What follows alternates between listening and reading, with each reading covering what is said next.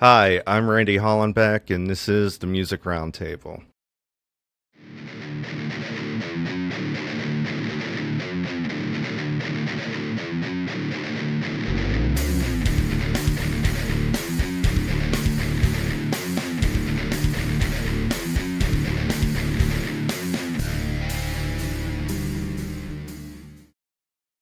Today on the show, we have emo pop punk band AITA. AITA, take it or leave it. Yeah.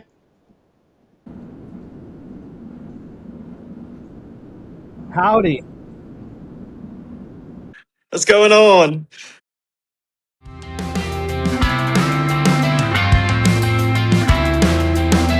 I gave it all when we were young.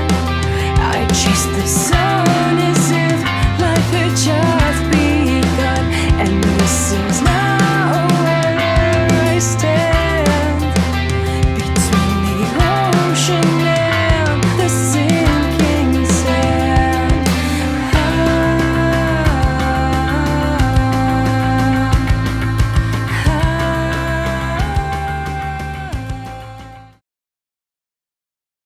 Can you introduce yourselves and what instrument you play for the band? I play the grand piano, actually, and my name is Manuel. Uh, I'm Patricia. I am the vocalist and lead singer for AITA. Eli? My name's Eli. I play guitar and I do backup vocals for AITA. My name's Josh. Zero vocals, all drums.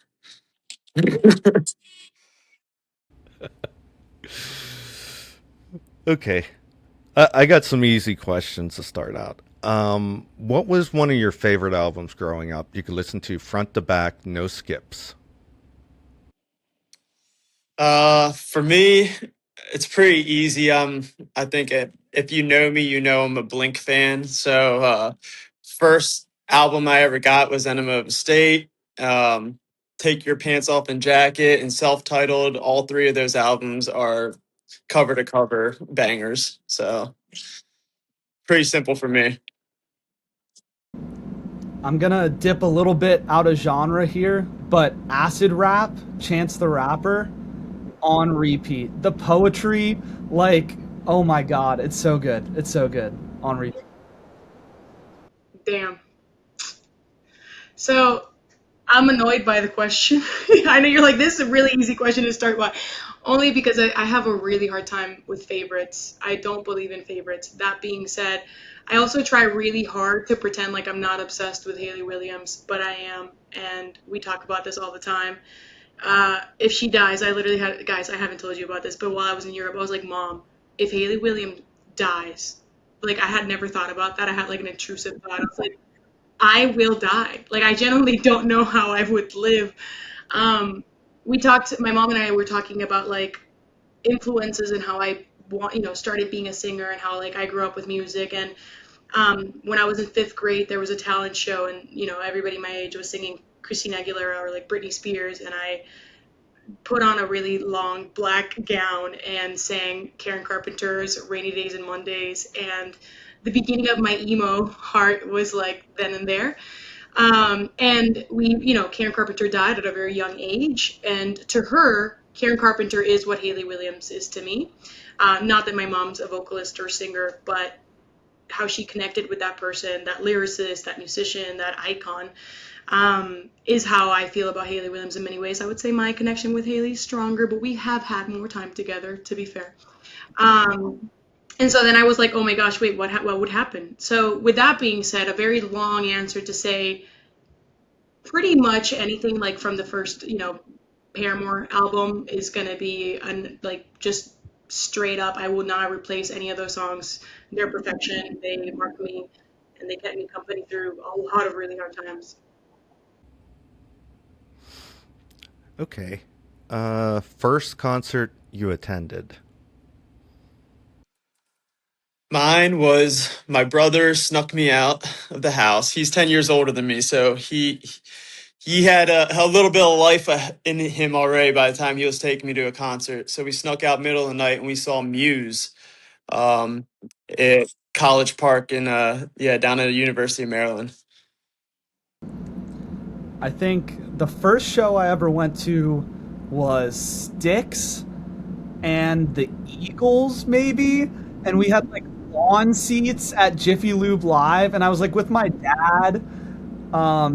But the first show where I ever got shoved around in a mosh pit was Pup at the Fillmore in Silver Spring, and like that was quite a different experience. To be fair, like mine's not that bad either. I think I don't actually. I'm not remember.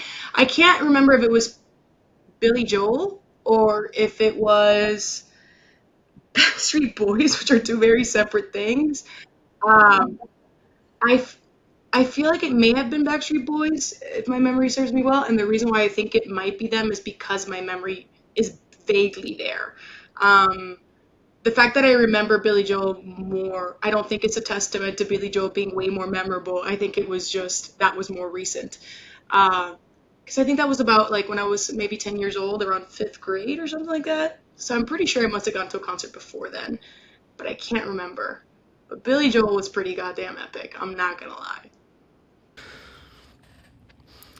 Okay. How did you get into playing your instrument to singing? What age did that start? I think so. I took piano lessons as a wee lad, and I hated it.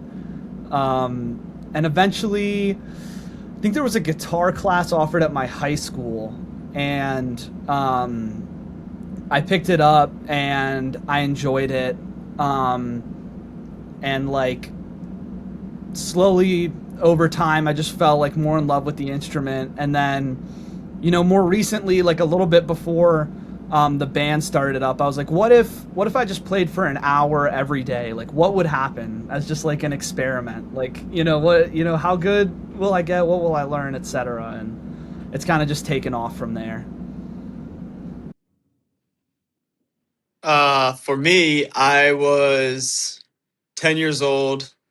I was a little younger than that when I like started getting into it. And um, when I was real little, what really got me going was two different things. It was Animal on um, the Muppets, and then it was my neighbor in the same time frame. I'm watching that as a kid, and my neighbor was a drummer, so I would go sneak over and listen, like peer through his little basement window and watch him play drums. And that really ignited the fire in me. So by 10 years old, I was, in all the school bands and got my first drum set and, just kept at it since then. For me, I think my answer is a little like more like complicated, kind of like Eli. It wasn't a one shot wonder thing. It took a lot of time for me to be like, I like to sing. Um, Trying to think. I started really mainly as a drawer. Like I loved drawing and sketching. I was really good at drawing, and I spent most of my time growing up in my room by myself just drawing, like for years. And it wasn't until like maybe around 10 years old that I started kind of like singing along to things. My mom was a pharmacist, still is, and so I grew up in Puerto Rico, and her job was to basically take medication to the hospitals and teach the doctors how to use the medication or see the medication in use. So I grew up in my room or in the back of my mom's car listening to all her music. So like Donna Summer, Bread, like Karen Carpenter, The Carpenters, and many others, and Journey, big lover of Journey. And so I started singing along with her, and I think my appreciation for lyrics grew from there. My mom had a really good ear for like not, and that's, I mean, music in the 70s, 60s was all about just not like the evolution of, producing a song and production and like playing with the technology of it just like blew up at that time. So we were, getting some really cool mixes, and then on top of that, really beautiful poetry, and it hadn't been fully commercialized, like just commercialized music. So like what was coming out felt like it really had a lot of soul. So I got to really just study and discuss with her all these songs at a very young age. And it wasn't till like, oh, my older brother was in choir, and so he was singing a lot. And one day I started watching MTV while I was getting changed for school, and I listened to the song "Crazy." What's this guy's name? I think you're crazy. Who is that? CeeLo Green. CeeLo Green. Yes. And I went to my brother's room that night, and I was like, dude, well done, Josh. Yeah. But not that that's a hard one, but with my Spanish brain, I always have such a hard time remembering names. So anyway, CeeLo Green. So I went up to my brother and I started jamming that song a cappella for him, and he didn't say anything, but the way he looked at me was like, ah, he approves. And then that gave me the wind, you know what I mean, on the wings to start exploring more. And then Evanescence became popular, and I was introduced to Emily, and I was in my room one day drawing, and I started singing Call Me When You're Sober, and singing it quite like effortlessly, and being like, okay, I objectively know that people like Emily and Christina Aguilera are known to be good singers, powerful vocalists. So if I'm able to do this, even though I don't have any vocal training, even though I didn't like go and like, you know, like it means that there's something there that I can explore. And that's when I signed up for choir. I still to this day don't know how to read music. I'm not professionally trained in whatever way, but I think it developed my ear recognition, and like in many ways it helped me give practice and allow me to explore while also limiting me. I think as an impressionable young woman, I was like, oh, I'm alto, and I'll always be alto. And that's how it works, black and white thinking. Like, there's no way outside of that box. And I always wanted to be soprano, but I never thought that I could, you know, be anyway close to a soprano and sing high notes. And over time now, when the band started, I was like, okay, this kid, Eli, is just willingly saying to himself, what if I just practice an instrument for an hour a day? What would happen? Josh has been drumming since, like, he pooped, like, just all his life. He's phenomenal. Has done every kind of drumming you can imagine. And I'm like, all right, well, I've never been in a band. I've never been professionally trained. I got to step up. And I started vocal lessons about maybe a year into having the band. I'm still very much, I feel like, a newbie, but the imposter syndrome is real in calling myself an artist, in calling myself a singer or a vocalist. But if vocalist or singer means somebody who likes to explore and experiment and make noises with their mouth, then count me in. That is me, and I am finally like putting a label on it so I can own it and continue exploring even further. How did you guys meet to form this band? Were you looking for members? Did you put out ads looking for members? Did you know each other from school? How did that happen? Long walks on the beach. Long walks on the beach. Yeah, there was this one day I just went to get a pina colada, and Josh just happened to be on the. I'm kidding. Josh and I had a common friend. She turned 30 and invited both of us. We didn't know each other to the birthday, and 2 seconds into being like, hi, I'm Josh. Hi, I'm Patricia. We're like in tears, like full on, just like hyperventilating for air because we were laughing and geeking out and having completely inappropriate conversations way too early into that relationship. Just geeking and bonding and feeling really safe with each other really fast. And then, you know, but we didn't think anything of it. Like, in none of that conversation or in that interaction did we talk about music, ironically enough. We talked about everything else and anything else.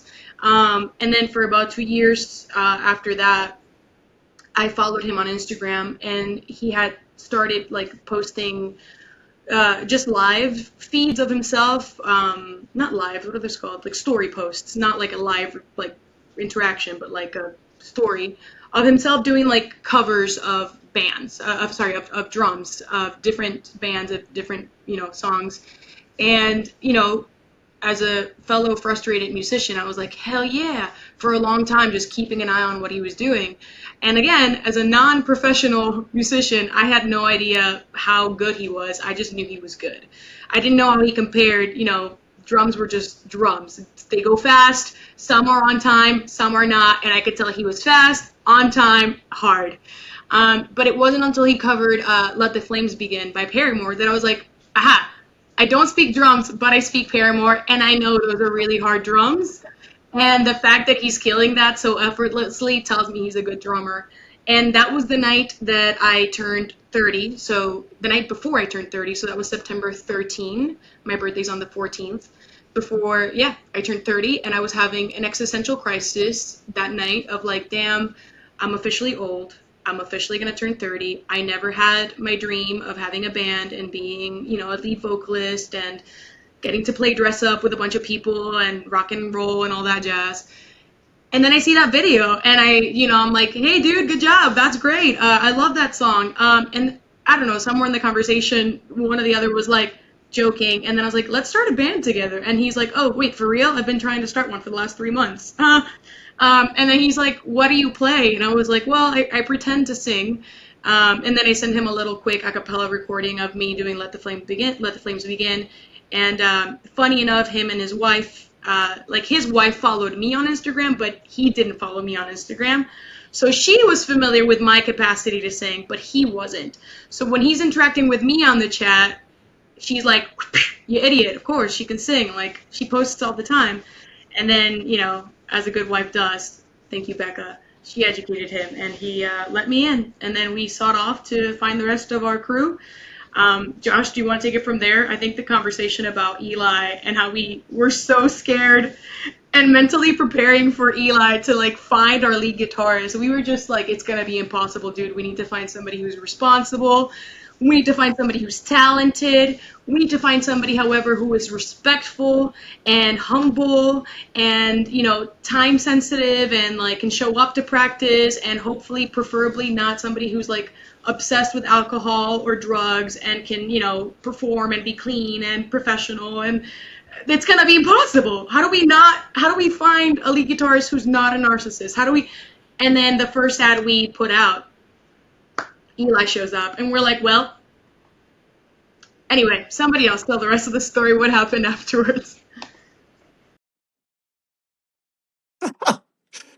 No, I mean that's pretty much it up until Eli got there. And the number one thing that we really wanted with the band was everybody to want to do it as much as we did. It was important that it was yeah, we're doing it because it's a maybe it's a hobby for someone or whatnot, but the ceiling that we had for ourselves didn't exist. We wanted to take it as far as we could, and we wanted whoever was joining with us to have that kind of motivation and that same thought process. And then we got lucky as hell because Eli ended up being really good at guitar also, and a kind fucking human being, and such a no, he's just awesome. And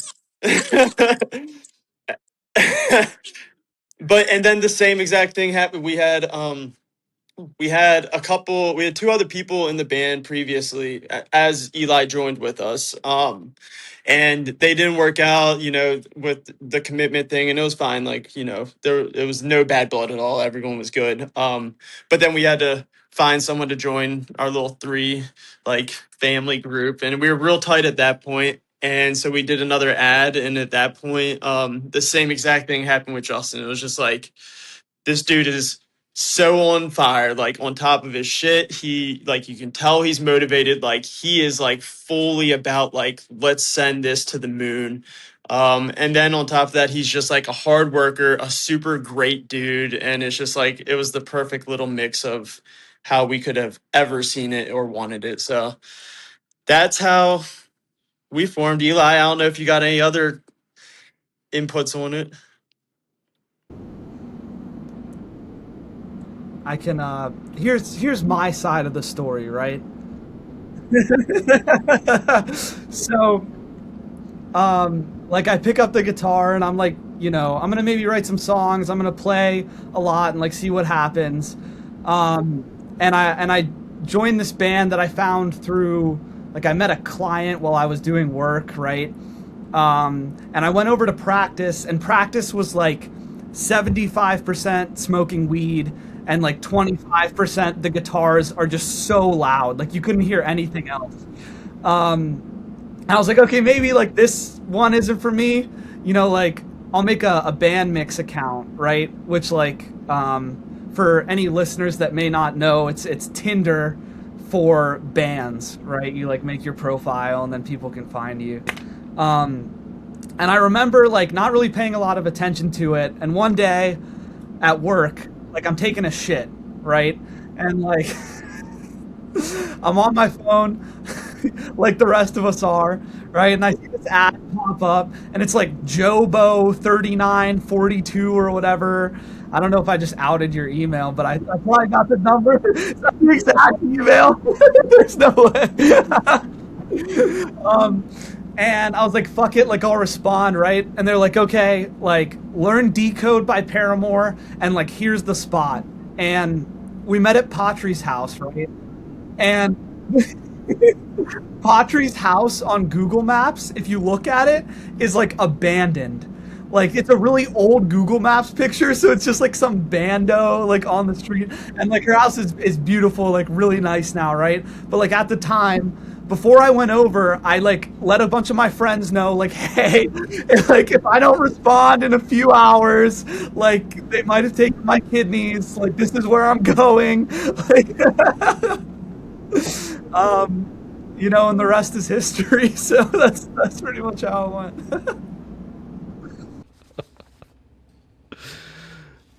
Okay. How did you come up with the name for the band? Oh, I wish Justin was here for this one. Um, this was it's not going to be a nice story. There's nothing good to this. It's all anger and we almost broke up over it. So we go into the studio to record our first full length album, which was just such a crazy. We had just hosted our own festival right before, and like a week or two later, we're down in Richmond for 3 to 6 weeks recording this album, and it was a lot going on. So we go into the studio under the name Lollypunks. That's what we had called ourselves. That's what we were, and we were good with it. And we were Lollypunks. We recorded the whole album, and on, I believe it was the last day or one of the very last days, Patri's doing vocals with our producer. Um, Shout out Will. He's fucking awesome. But um and so she's in there and I get a call. I'm working remote at my cousin's house who's in Richmond at the time. And I get a call at like, I don't even know, it was pretty early in the day from Patri. And I was like, oh, cool. What's going on? I get to hear about like the good, it's really rounding out nicely. Let's hear, because I'm gonna go check in later, but I'm just doing some work.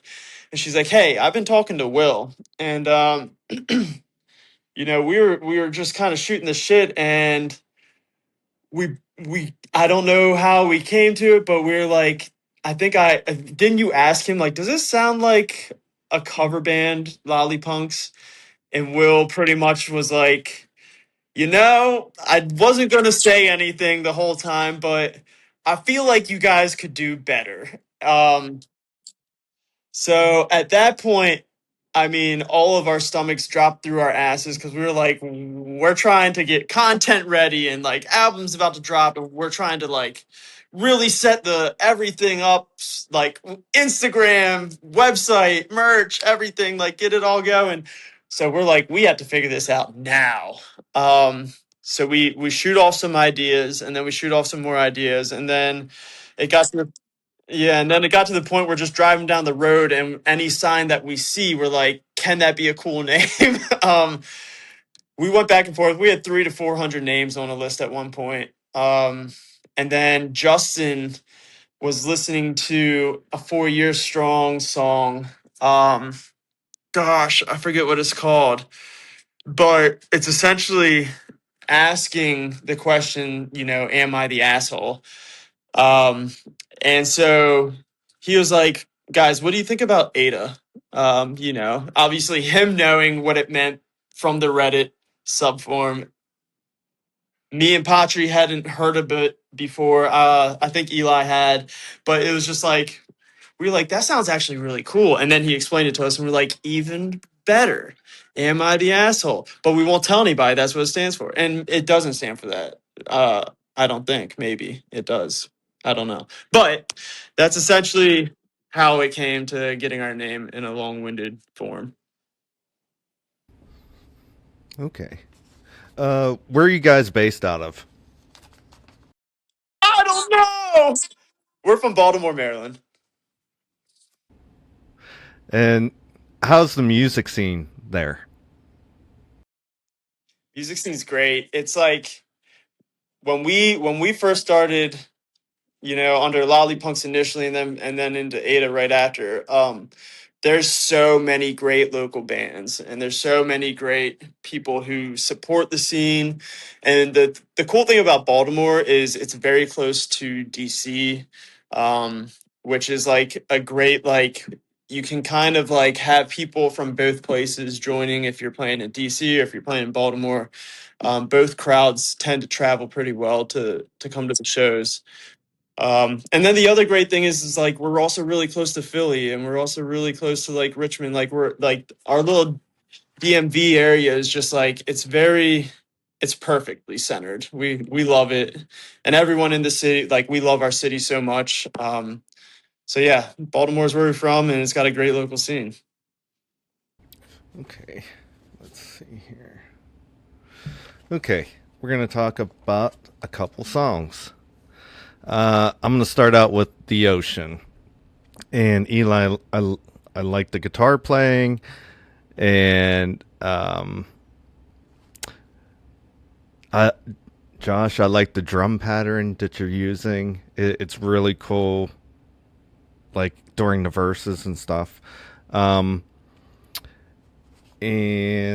let's see. I got a lyric line here. Can I trust myself to stop this fall? A familiar spiral where I lose it all.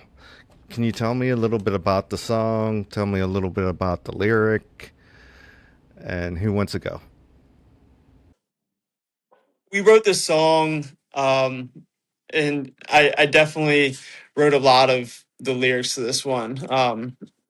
The when we write, it's a full group effort. So I'm just gonna preface that because some of us will come up with ideas, and then we're gonna start plugging in and helping each other develop into what can be or what will be.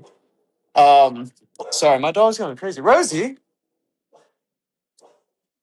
Um, So we that lyric and the song's lyrics is a lot about depression. So that line in particular, it's like being familiar with that place of where it's kind of like the void, the darkness, the where there's almost no hope there. Um, so yeah, and then the song is just kind of like going through the struggles of it and how to kind of come back out on top on the other side of it, and all the familiarities of it all and all that. Yeah, I think it's a song that we all really connected with lyrically, conceptually. I mean, I think we've all had our own battles or relationship with depression one way or the other, and I think that the song really we wanted to phonetically kind of capture that feeling of the waves of depression, how it comes and goes, and how like it's not just a linear experience, and how do you get up, get back down, get up, get back down, and in that process, how do you trust to get back up again? And so I think the verses and the chorus really dance well together in terms of like juxtaposition of those waves, right? Of like, and then you have that really belty contrast, super punchy dynamic in the chorus too. to balance out the pain that you hear in the verse, to really hammer in, like, you know, those moments of desperation that you do have in the middle of a depressive wave of, like, get me out of here. Like just stop, just and I every time we sing that chorus, even though it feels very punky and very fun phonetically, it also feels very, like, angry and desperate, and just, like, you know, when we're on stage and we perform that song, I always get really playful with Justin about it, and I'm in his face, and I'm like, because there's the one line in the chorus where it's like, "Are you even trying?" And, you know, when we wrote it, it's a very serious line, but when we're on stage, I sing it to him like, "Brother, give me more, sing it better. Like, are you even trying? Like, we have a performance in front of us, like, whole audience, give me more." And so I think that that's another great example of how all of these songs really develop and how they're so dynamic and can be experienced in so many ways. But at the end of the day, the chorus was supposed to ultimately contrast the feelings of the verse, and ultimately the song altogether really try to capture the synonym of, you know, it's an ocean and a wave of ups and downs through the battle of depression. So ultimately it's a beautiful song. I think we're all really proud of it. So thanks for bringing it up, honestly. Okay. Eli, do you have anything? Drums are sick in that song. They're so sick. Can I trust myself to stop this fall? The familiar spiral where I lose it all. But I've forgotten how to stand between the ocean and the sinking sand. So pick me up, I'm dying, but are you even trying?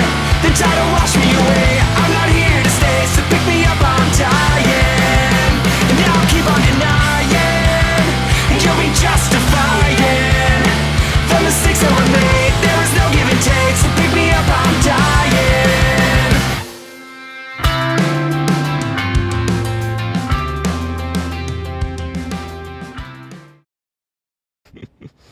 Okay. The next song is No Hard Feelings. And it's like a high energy song. Makes me want to jump around. And Eli sings on some of it. He also adds a cool guitar riff. And I got some lyrics here. I heard you say my name, so go ahead and spit it out. Let's pick those lies off the floor, clear them up without any doubt. You know, you, who wants to talk about it? The song. I'm definitely happy to talk about guitar riffs, especially the No Hard Feelings riff. Out of all the like guitar work that I've been able to do, like that intro riff and like the way we build into it with the drums and then the big strum and then like the riff comes in, man, like I just feel that every time. I remember when I wrote it, I was sitting here and like my girlfriend was sitting on the couch, like she was over and we were playing with the demo and like I was like, okay, I need to come up with some sort of intro riff for this. And like I just kind of played what felt right, and I was like, yo, babe, like I'm fucking the shit. Like I'm actually pretty cool. which is not like me, but like a lot of times with riff writing, like I'll get into details and I'll reference other songs and try and like piece stuff together. So to have something that I played just flow and like work out like that was just like so special. I was like, this is it. Like this is sick. I love the lead on that song. It's fast. I feel like it fits, you know, it fits well. Josh, do you want to talk about some of like the meaning? Yeah, oh yeah. This song is an absolutely fuck you song. And it can be meant to many different peoples in someone's life or experiences or whatever you want it to gear towards, it will work towards that.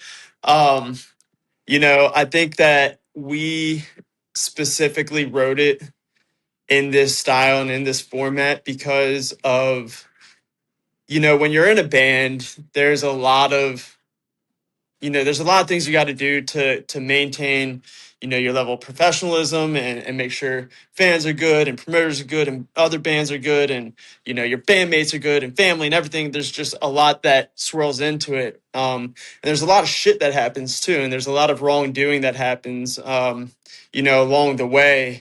So is pretty much like we came out being like, let's start off this new era, this new year of AITA with just a smack in the face, give people a bit of our attitude, make it that high energy style, and just like a middle finger to the world coming out in, 2026, what year? Yeah.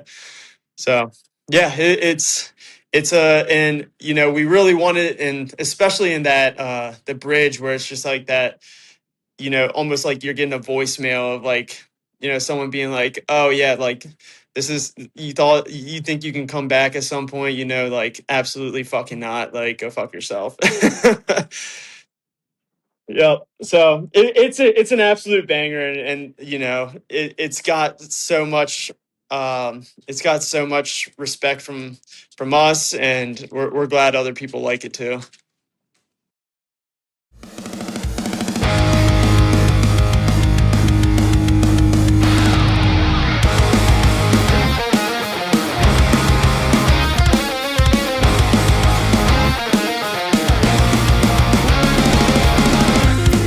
I heard you say my name, so go ahead and spit it out. Let's pick those lies up off the floor, clear them up of any doubt. Your words are all a game, 'cause that's what you're all about. I'm sick of all your play pretend bullshit. Time to shut you out. It's time to shut you down.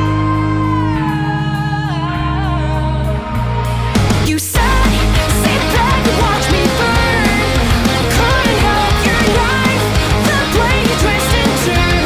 So hear me screaming, no hard feelings, petty double meanings. Mark my words, I'm gonna make it right. You guys just released a new song. What is it? Capitan's Jerry's Night Out? Is that how you pronounce it? Okay. And I like how you incorporated ska into the middle of the song. And could you tell me a little bit about that? How that came into play?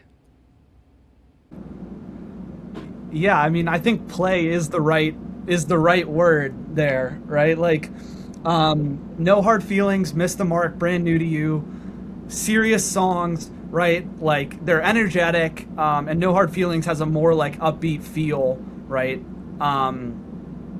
But we really wanted a song that we were just gonna have fun with, like a party jam, a 4th of July, throw this shit on, right? Like let's have fun with it. And like, what is more fun than just doing whatever the fuck you want in the bridge and throwing some shit together, and Patri's fucking rapping in Spanish, and it's a ska, and there's like, this sub bass, like it's fucking awesome. It's just fun. Well said. Yeah. I think, yeah, I mean, just to add on to that, because that was really, really well said. This was a song for us to experiment. And I mean, it took us a while to release this one.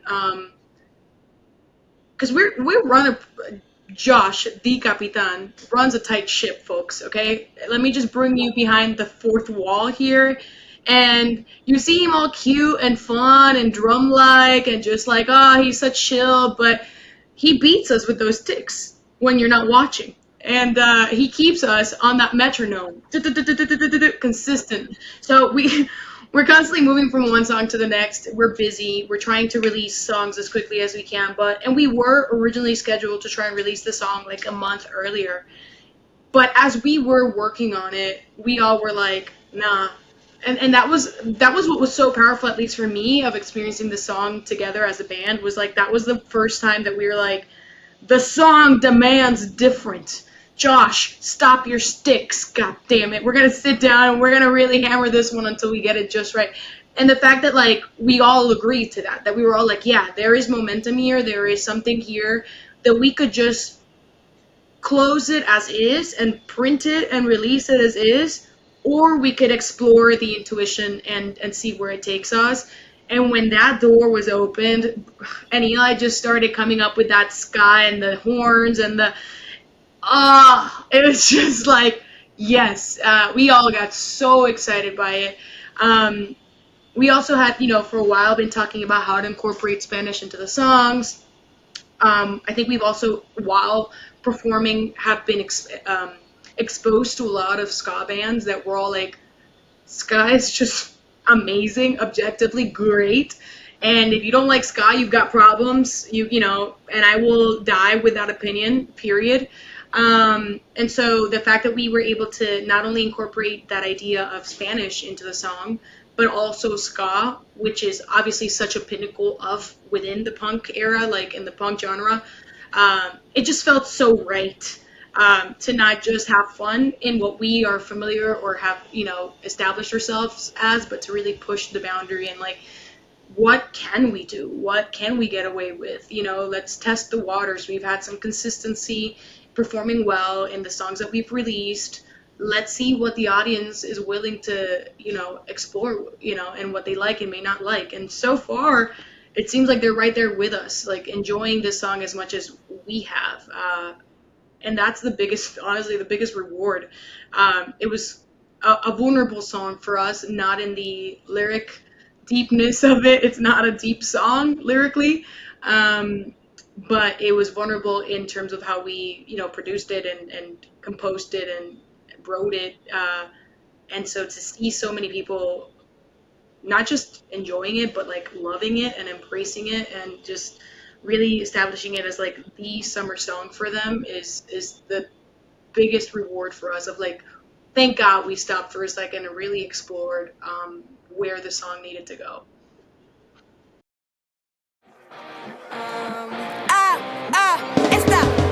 Esta la dedico a toda mi gente que no está dispuesta a seguir corriente. Desde Puerto Rico hasta los Orioles, nuestro pop repleto de colores, porque de ahí sale a saludar. Con un poco swing y vamos a bailar. No te quedes quieto en el cajón que te pusieron. Ten un poco fuerza y romper el tanteo. Look, Mom, we made it. Half drunk and naked.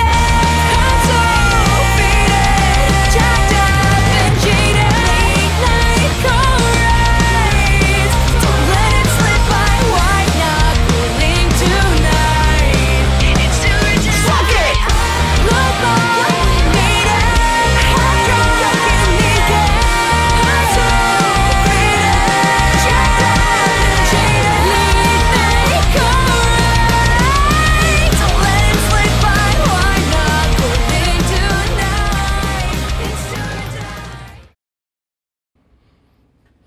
Okay. And I noticed the music video, it got like a party scene in the backyard and stuff, and it looked like fun. And I remember parties back in the day like that. Like, it don't even seem like sometimes there's anything like that anymore. Do you see that like anywhere anymore? Where people hang out and party in their backyard, turn up the music, you know? It's funny. I think we all collectively would say no. But I won't speak for everyone else. But the funny thing about that is on 4th of July, I did go down to in the city in Baltimore, and to one of my buddies invited us to a cookout, and it was at someone's house I didn't know. Walked in with some drinks, and I was with my wife. I was with my friend and his fiance, and he was like, yeah, like they gotta have like a little band in the back, and like I knew one of the dudes who was playing also. We walk in, and it was like we're like, oh shit, like this is like a house party. Like I haven't seen a house party in a hot second. Like this is it. This is happening.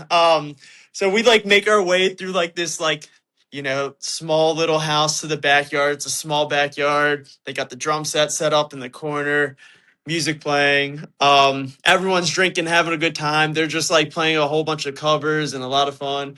My buddy, after I've had a couple of drinks, he was like, come play drums. And then asked my other buddy to get on the guitar. So we're like all up there jamming, having a great time. And I was like, all right, so maybe parties do still like rip a little bit. It's been a while. But yeah, that's like, oh, go ahead. I was just gonna say but what we wanted to capture in that music video was exactly what you said. Like everything we had felt what a party was like when we were growing up, and like you have to run from the fucking cops, and like someone's always getting thrown through a beer pong table, or it's just like there's always some crazy shit happening. We really wanted to embody that as much as possible, because like the parties that I went to growing up, it was at least that kind of debauchery happening every time. So it was fun to try to reenact a lot of that at our ripe age of what we all are now. I'm old. I'm old. Um, I was gonna say, Josh, that for that type of party you need friends, so I wouldn't know what it's like to just randomly walk in and wow.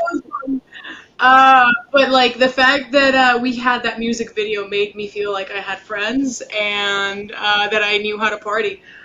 So for people who didn't grow up with those parties, I did not have parties like that growing up. They existed, but I never got to partake in them. Again, I grew up in my mom's car, and in my room drawing, guys. I was quite a protected, boxed in child that only dreamt about the world by drawing it on my walls. So, but the part that like that music video truly, just to get serious, was such a fun thing to explore. To all of us get to have conversations around the subject of partying and what parties have we been or not been in, and like what's the crazy thing, and like are we like some of the scenes, are we drawing those ideas, because every one of those shots, every one of those scenes we planned ahead of time. We had a very tight schedule. Again, Josh runs a really tight ship, guys. We had just a few hours to film this, a camera and a bunch of friends, and a really, really small, what do you call that, money? Budget, a really small budget for this. And my biggest worry in this was, okay, we're still very new to this song, so much so that we haven't even practiced it as a band live in our practice space by the time that we go to film this music video. Like maybe we played it once and we got to the bridge and we're like, well, we don't know how to keep going with this, and we have to perform a show tomorrow, so let's stop here. So we get to the day of the shoot, and I'm like, okay, I need to remember the lyrics, make sure that I don't mess those up, make sure that I have the timing right, but we don't have like live, like full surround sound or in-ears plugged in at the moment. So I gotta really make sure that I'm on top of my game for that. I gotta make sure that I'm like super kind and nice to everybody who drove how many hours to willingly volunteer their time and be our friends and do insane things for free because they just love us and we love them. And that's a lot to ask out of anyone. Whoever believes in unconditional love, get out of here. You're not a dog or a child. So anyway, the fact that we have all these people show up and do this with us and for us is amazing. But then I have to do outfit changes. I have to tell the camera person who, actually the videographer who helped us with this, we should give Stephanie a little nudge and just, she's the queen. She does all of our photos. And so we were like, Steph, can you come through with your beautiful camera and help us and just record, just hit record. Because normally we record everything with our phones. So, and normally when we record with our phone, somebody else has to hold it or there's a tripod. So all the shots that we discussed and planned, how are we going to do that ourselves? So we were just like, screw it, let's talk to Steph. Steph comes in. But as we are going through each one of these shots, I'm like, Steph, we need to do that this way. We're doing this type, slow-mo. This is the angle. Here's how we're grabbing. Blah, blah, blah. Josh was the man like managing from shot to shot. Eli was managing the props. Josh's wife was managing the audience and the crowd and the people. We need more people on this shot, on that shot, blah blah blah. Like we scheduled every one of those shots so that like we could. Okay, when are the times where most people are going to be here in the shoot? When are people going to start leaving? When does spotting need to change? When and like coordinating all of that and make sure we got all of that done. And also be nice to people, give them food, give them shade, give them bathroom, give them a fan, because it was like that was the weekend that we had like 90-degree, like 100-degree weather. It was hot. It was quite a feat, and I'm really proud of it. And it's so funny because in the music video it just looks like we're just having, which is true. We were having the greatest time of our lives while doing it, and at the same time, like all in our brains, that you're so busy on getting it done that you barely have a moment to be like, wow, that was so fun. And yet watching the video every time, I'm like, that was so fun. And I'm so glad that in all of that, we got done what we needed to get done. We did it the way we wanted it to do. We met our budget, and people still liked us afterwards. Like, they still are our friends, and we're still nice, and no one got frustrated or overwhelmed. And honestly, it became a lot easier than I worried about. Like, how do we manage all of this and, like, make sure that people are having a good time? And it turned out that everybody had a blast. I think the music video now just doesn't only serve for us as like a memory to ourselves and what we accomplished, but every time we interact with the people who showed up to record and film that with us, they're like, that was a highlight of my life, and I will always keep that day as like a core memory. And the fact that we were able to do that for somebody and share that with somebody, it just makes me feel so reassured that it wasn't just in my brain. Anybody got anything else to add?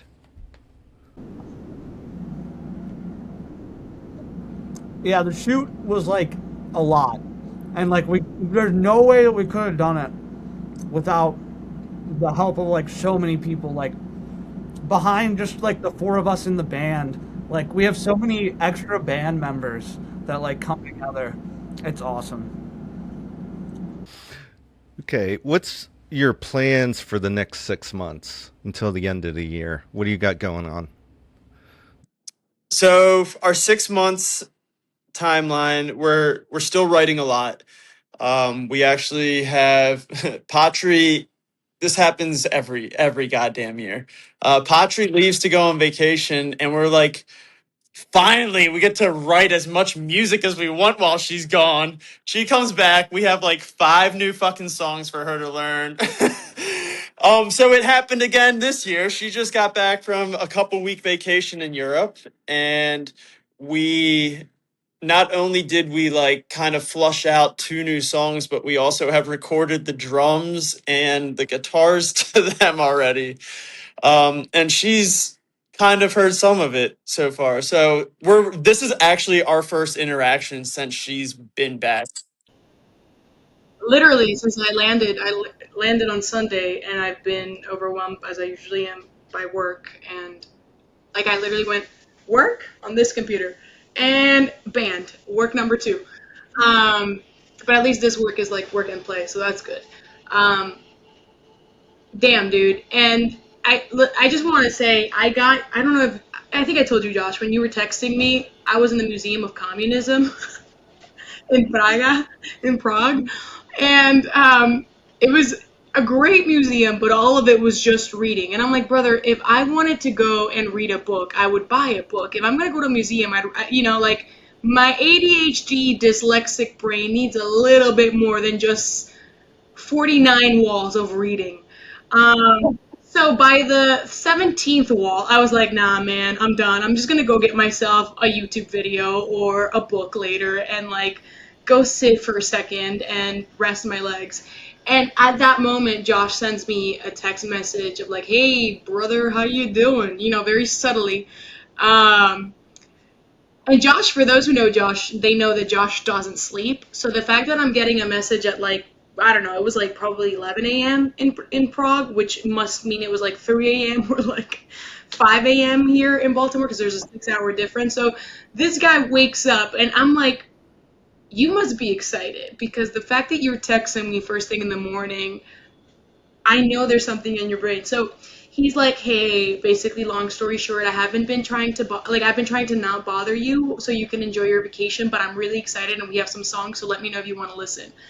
And I'm like, Joshua, I'm a drug addict, and you are literally like just dangling my addiction of preference in front of me. Can you please not keep the music to yourself, bro? Can you just slap me with it in this really dark, gray, square hall that I'm at with just walls? Can you just please give me some music?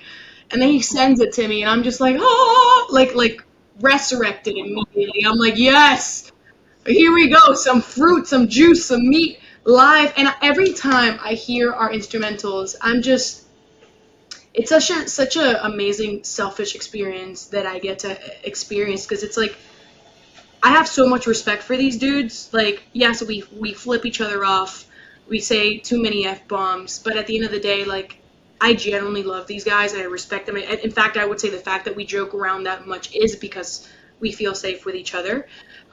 You should never joke like that if you don't feel safe with another person. So let that be its own evidence of how much I trust and love these guys. So the fact that I get to listen to these songs and realize, like, man, my friends are so talented. And then also because I am a masochist and I need to rise up to the level of excellence that they are. Here we go. Like, yes, like, let's go. So, I'm like, Josh, these are amazing. Like, I can't wait to start cracking on them. He's like, well, I already have an idea for the chorus, blah, blah, blah. And I'm like, all right, send me what you got. He sends me it. And long story short, we're already cooking. We're back clearly on the swing of a very tight schedule. Thanks, Josh. Couldn't wait till I was back in the U.S. for another 2 days. Well, the reason why I leave on vacation at the end of this week, so we have this window while she was gone, while she's here for the week that I'm here, and then I'm gone. So we were like, if we time this perfectly, I could get my shit done while she's gone. She could get her shit done while I'm gone, and then we all reconvene and we have songs. So it was a crazy timing thing. So basically, I land, go to work. Man, I was jet lagged, guys. Do not ever go from a Europe vacation to straight going to work the next day. I felt like I had literally been drinking for 14 days straight. Like, I was just horribly unwell yesterday. So I got through work, go to sleep, go to work today, and then as soon as I'm like not even done with work, I just like turn off my work computer, turn here, and turn on the podcast. And this is the first time we're interacting since, and I'm really excited because we have to go from that to, hey Eli, when do you want me to start recording?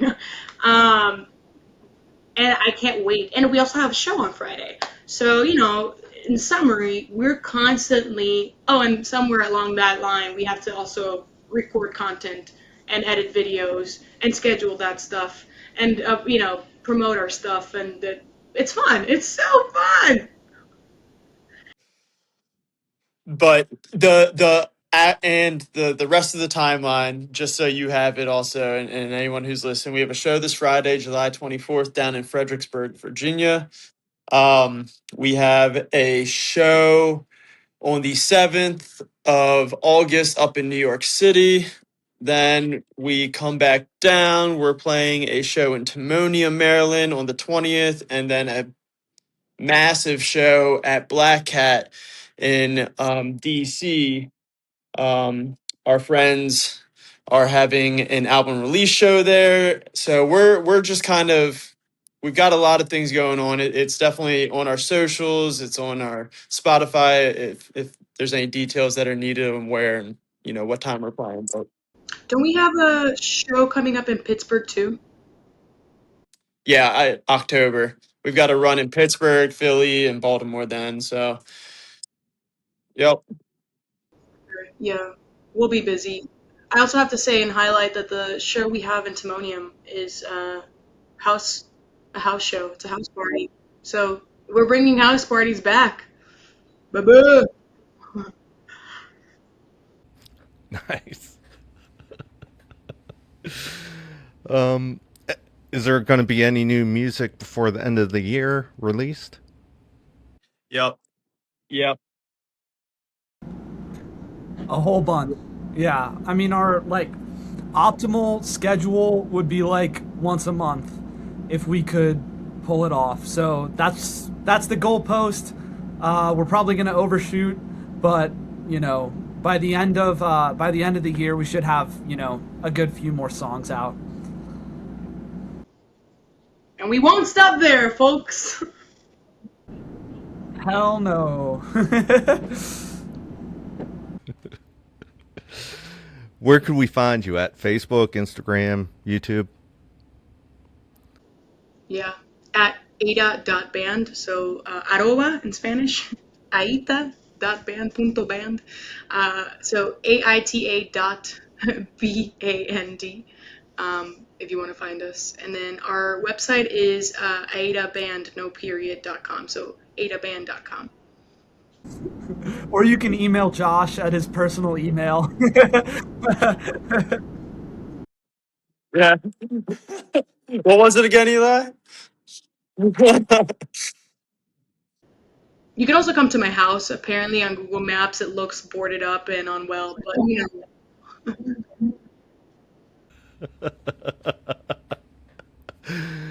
Okay. That's all the questions I have. Thanks for coming on the show today. Is there anything else you'd like to add? Thank you. Yeah, man. Thank you. Thanks for hosting us. Thanks for all you do for bands in general. I mean, I think that it's such an awesome thing when, we come on podcast with someone who's just like a really cool ass person. And, I'm not sure if it was in the clip or not, but you were telling us how you kind of got a lot of things in your pipeline going on and to help bands and potential venue startups. So we're so stoked for you, and we're so thankful that you took us and did this with us. We're having a great time, man.